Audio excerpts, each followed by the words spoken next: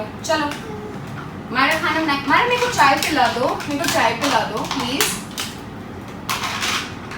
मायरा तो भैया मैंने पिज्जा बना देता है। मोक्ष, अब तुमको किचन सेट से खेलना है, अपने टॉय के साथ खेलो, लड़के किचन के सेट के साथ नहीं खेलते कुछ भी। Thank you Myra, thank you, amazing, बहुत अच्छा चाय बना है। चप्पल नीचे कहाँ जा रहे हो? मैं पैनकेक बनाने जा रहा हूँ मम्मी, स्कूल में हम लोग पैनकेक बनाने सीख रहे हैं। पैनकेक नहीं बनाना है, गैस से जल जाओगे तुम। पर मैं इंडक्शन पैन में यूज कर रहा हूँ। तो मैं दीदी को निकाल दूँ, खाना तुम्हें बनाना आज से। नहीं नहीं मैं अच्छा बनाता हूँ, मुझे पैनकेक बनाना है। बाद में बनाना, अभी नहीं, अभी नहीं, मैं जब रहूँगी साथ में तब। चलो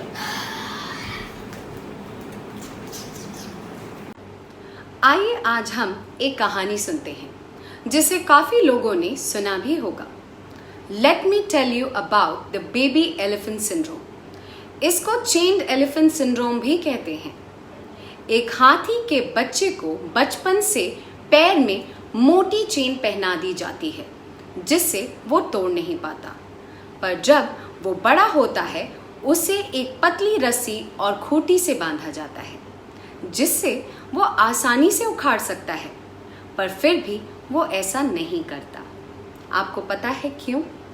क्योंकि वो पतली रस्सी अभी भी उसे उस मोटी चेन की तरह ही लगती है।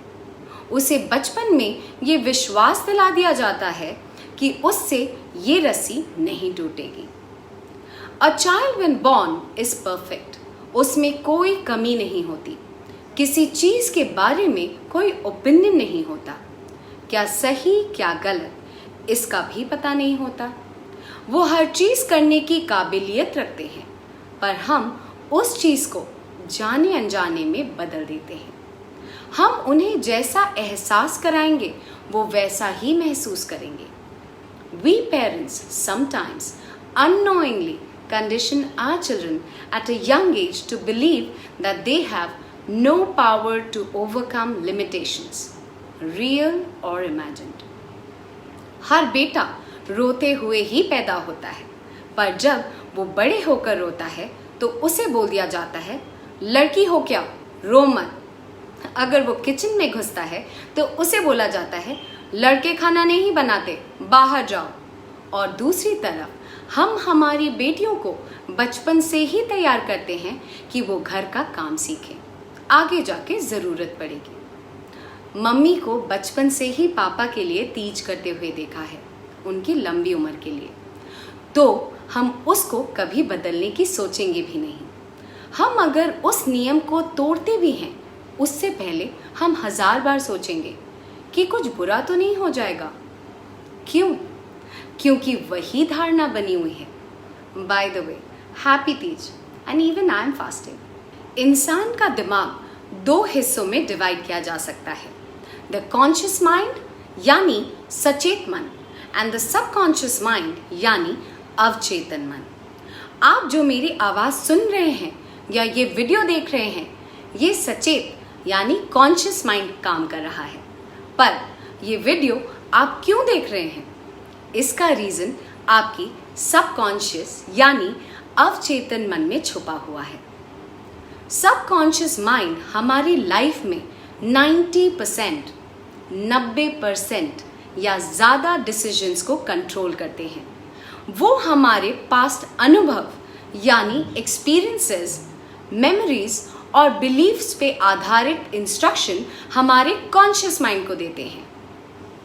हम हमारे बच्चों को क्या कहते हैं उससे उनके सबकॉन्शियस माइंड पर असर पड़ता है, और 6 सालों तक उनकी थॉट प्रोसेस तो सिर्फ सबकॉन्शियस माइंड पे ही चलती है।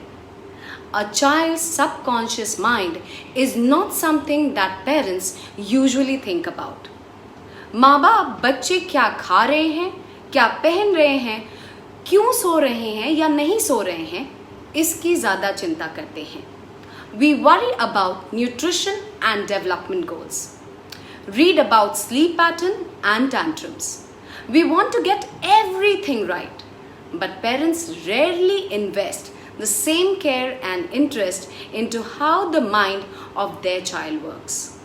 बच्चे का दिमाग कैसे काम करता है और उसका विकास कैसे होता है, हमें उस पर ज़्यादा ध्यान देना चाहिए. As adults, we have the tendency to see children as miniature adults. Why? उन्हें हम कोशिश करने से पहले ही रोक देते हैं, ये कहकर कि वो उनका काम नहीं है, उनसे नहीं होगा.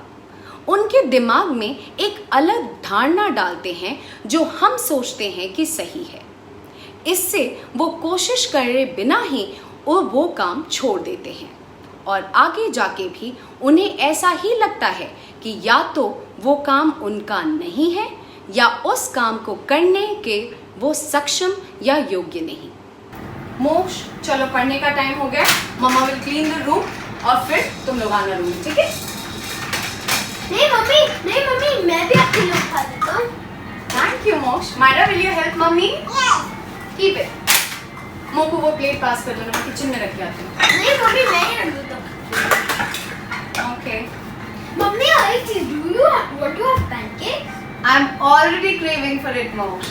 Yes, Moksh will make pancake today. Yay!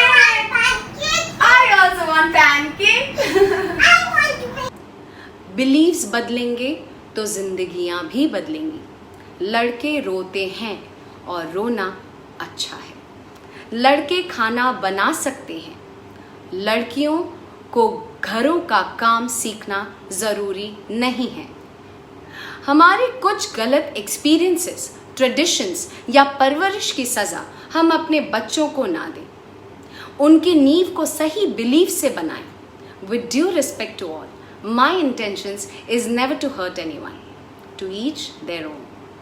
इसीलिए ये बहुत ज़रूरी हो जाता है कि जब आपके बच्चे कुछ नया करने जा रहे हों या कुछ अलग करने की कोशिश कर रहे हों, तब उन्हें रोके या टोके नहीं. इससे उनका आत्मविश्वास भी कम हो जाता है. Rather than making them feel that they can't do something, build a belief that they can do whatever they want if they keep trying and consistently work towards it. Do not discriminate between the work that is to be done based on gender. लिंग के अनुसार उनके कामों को ना भाग करें. हम अपने बच्चों को हर चीज़ में निपुण और सक्षम बनाएं, इसी में हमारी जीत है. पूरा देश आत्मनिर्भर होने की बात कर रहा है, तो क्यों ना इसकी शुरुआत हम अपने घर से ही करें. Help your child become a confident and independent, self sufficient and self reliant individual. हमारे आत्मनिर्भर बच्चे, लड़का या लड़की, दोनों खाना बना सकते हैं, दोनों रो सकते हैं, दोनों एक दूसरे के लिए उपवास रख सकते हैं या नहीं रख सकते हैं. ये उनकी मर्जी है. There's nothing wrong in it. आइए हम मिलकर इस पुरानी सोच को बदलें. उन्हें वो करने दें जो आगे जाकर उन्हें जिम्मेदार बनाए. Let's make a start. Let us discover parenting together, because we are building the future. Don't forget to like, subscribe and share my videos.